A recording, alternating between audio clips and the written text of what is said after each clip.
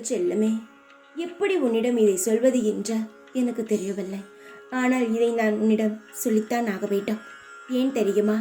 உனக்கு மிகப்பெரிய பிரச்சனையை உருவாக்க ஒரு பெண் ஆவலாக கற்றுக்கொண்டு இருக்கிறார். நீ செய்யும் விஷயங்கள் அவளுக்கு இடையூறாக இருக்கிறது.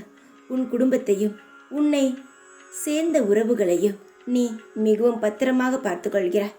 மற்றவர்கள் மத்தியில் நல்ல பேரை வாங்குகிறாய். இதையெல்லாம் பார்த்து உன்னுடைய நெருங்கிய உறவு உனக்கு திட்டம் போட்டு உன்னுடைய குடும்பத்தையே பிரிக்க வழி செய்து கொண்டு இருக்கிறது. நான் சொல்லும் பொழுது உனக்கு யார் என்று தெரிகிறதா? உன் கணவன் வீட்டு இருக்கும் பெண்தான்.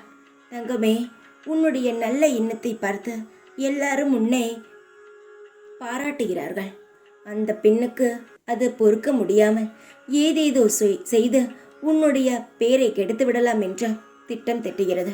உனக்கு முன்பாக ஒன்றை பேசி உனக்கு முதுகுக்கு பின்பாக பல திட்டங்களை போட்டு ஏதோ ஒரு விஷயத்தில் மாட்டிவிட முடிவு செய்துவிட்டதா? ஆனால் நான் ஒன்றை மட்டும் சொல்கிறேன், நீ எந்த விஷயத்திலும் மாட்டிக்கொள்ளவே மாட்டாய். யார் என்ன திட்டம் போட்டாலும் நான் போடும் திட்டம் மட்டும்தான் இங்கு வேலை செய்யுமே தவிர மற்றவர் யார் செய்யும் வேலையும் திட்டமும் இங்கு வேலை செய்யாதா? என்னுடைய தங்கத்திற்கு ஆபத்து வராமல் நான் காவல் காக்கிறேன். நீ எந்த ஒரு விஷயத்தையும் கவலைப்பட வேண்டாம். ஆனால் கவனமாக மட்டுமே இரு. ஏன் சொல்கிறேன் தெரியுமா? நீ ஏதோ சாதாரணமாக நினைத்து இதை அப்படியே விட்டுவிடக்கூடாது என்பதற்காகத்தான் சொல்கிறேன். இன்னும் நீ சின்ன குழந்தை போலவே இருக்கிறாய். உன்னை சுற்றி என்ன நடக்கிறது என்று சற்று கண்ணை திறந்து பார். உனக்கு எல்லாம் புரிய வரும். யாரும் ஒன்றை புரிந்து கொள்வது கிடையாது. எடுத்தவுடன் பொறாமைதான் வருகிறது தவிர அவரை போல் நம்மளும் வாழ்க்கையில் மாறுவோம் என்ற எண்ணம் கிடையவே கிடையாது. உன்னுடைய நல்ல எண்ணத்தை பார்த்து உன் கூட இருப்பவளும் நல்ல எண்ணத்துடன் இருந்தால் நன்றாக இருக்கும். ஆனால் அவள் உன் வாழ்க்கையே கெடுக்க பார்க்கிறாளே, அவளுடைய எண்ணத்தை என்ன சொல்வது? அவளை நான் பார்த்து கொள்கிறேன். அவளுக்கு எந்த ஒரு விதத்தில் பாடத்தை புகுத்த வேண்டுமோ அந்த வகையில் நான் பாடத்தை புகட்டுகிறேன். அவளை பற்றி நீ கவலைப்படாதே. ஆனால் ஜாக்கிரதையாக இரு. எதை கொடுத்தாலும் வாங்கி சாப்பிட்டு விடாதே. எந்த ஒரு விஷயத்திலும் அவளுடன் சென்று உன்னுடைய பேரை நீயே இழந்து விடாதே. உனக்கும் அவளுக்கும் இன்றிலிருந்து எந்த சம்பந்தமும் இருக்கவே கூடாது. சற்று அமைதியாக இரு.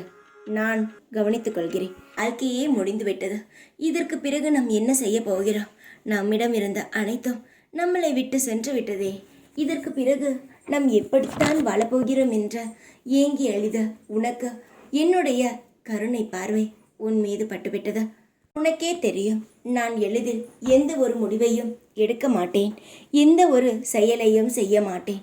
பொறுமையாக இருந்து என்னை நம்புவோர்கள் மட்டுமே நான் எந்த ஒரு காரியத்தையும் செய்வேன் என்ற.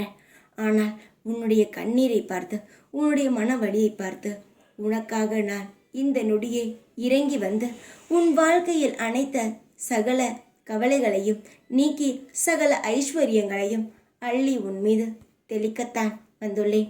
மனிதனுக்கு அவனுடைய வாழ்க்கையில் என்ன தேவை? பல விஷயங்கள் தேவைதான். ஆனால் தெய்வத்திற்கு தெரியும் அல்லவா உன்னுடைய வாழ்க்கையில் என்னென்ன தேவை என்று. ஆனால் எல்லோரும் என்ன செய்கிறீர்கள்?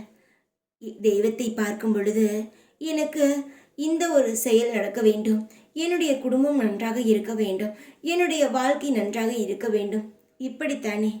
ஆனால் படைத்த தெய்வத்திற்கு தெரியாதா உன் வாழ்க்கையை எப்படி வாழ வைக்க வேண்டும் என்று? எப்பொழுதும் தெய்வத்தை வணங்கும் பொழுது ஒன்றை மட்டும் வணங்குங்கள். உங்கள் வாழ்க்கை அனைத்துமே கிடைக்கும். உண்மைதான் தங்கமே. நான் சொல்வது போல் செய்து பார். உனக்கு என்ன நடக்கிறது என்ற. சாயி, உங்களுக்கு என்ன பிடிக்குமோ அதை செய்யுங்கள் என்று ஒருமுறை என்னிடம் சொல்லிப்பார். என் வாழ்க்கைக்கு எது நல்லதோ அதை செய்யுங்கள் தெய்வமே என்று ஒருமுறை சொல்லிப்பார். உன் வாழ்க்கையில் என்ன நடக்கிறது என்ற பல விஷயங்கள் நடக்கும். நீ குறிப்பிட்டு இதுதான் அதுதான் அப்படி என்று கேட்கும் பொழுது அந்த விஷயத்தை மட்டும்தானே என்னால் உனக்கு செய்ய முடியும். மற்ற வேறு விஷயங்களை என்னால் எப்படி செய்ய முடியும்? உன்னுடைய வாழ்க்கையை முழுதாக என்னிடம் கொடுத்துவிடு. உன் வாழ்க்கையின் நிலைமை எப்படி மாறுகிறது என்று நீ சீக்கிரத்தில் பார்ப்பாய். தைரியமாக இரு. நான் உன்னை சாதாரணமாகலாம் விட்டுவிட மாட்டேன்.